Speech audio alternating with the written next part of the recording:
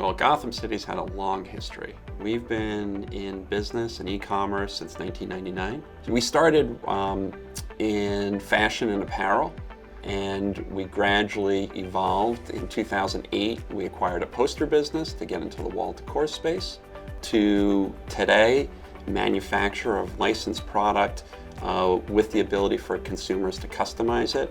I mean, that was a long journey. And for us, we were following the customer, the consumer. What did they want to do? A lot of it was also driven by capabilities. 10 years ago, you couldn't do that.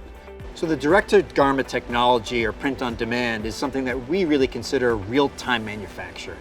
As the orders come in, we are able to print that specific customer order immediately. And we do that by creating a label that's specific to the customer that then allows the customer to choose exactly the size and color and style combination, because we're not pre-printing it. If they prefer to have green versus blue, they want a slim cut versus a traditional cut, they have that flexibility as long as we have the blanks in our warehouse. As those orders come in, we're able to marry the image that the customer has chosen with the blank shirt, and that happens through this barcode label that is put on.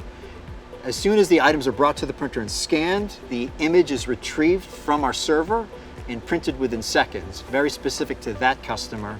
So once a shirt is printed, it needs to be dried. Actually, next to us here is a BBC dryer that is a very efficient dryer.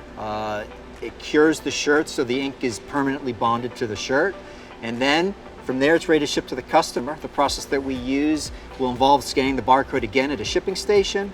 We carefully fold the shirt, it's placed in packaging and sealed up and labeled, and then it's shipped out.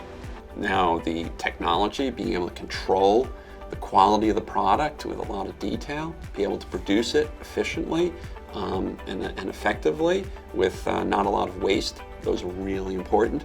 Choosing Epson to run our print operation was really a fantastic decision in retrospect, because it allowed us to scale up the business as we needed to. The Epson printer setup in a pod configuration allows us to do that and really scale up as we need to in peak season and when we have a surge in demand. And then of course the cost of the ink and the equipment and the uptime of the equipment. You know, it's not constantly going down. We don't have the Epson repairman here all the time. That being said, it's nice having that support network. You know, having that point of contact, you know, and them controlling the quality from beginning to end, whether it's from the ink to the parts to the cleaning kits to all those pieces. It is nice to have that. We were thrilled when they introduced the 2100, and when the F3070 series was launched, that was just the next generation in the technology that really blew our minds. The fact that, you know, opening up the SDK, allowing us to really integrate and really control and tie our systems into controlling the equipment made a huge difference. The advances that Epson's made to enable us to keep our business running. I know that the print heads, which we fortunately haven't had to replace, are user replaceable.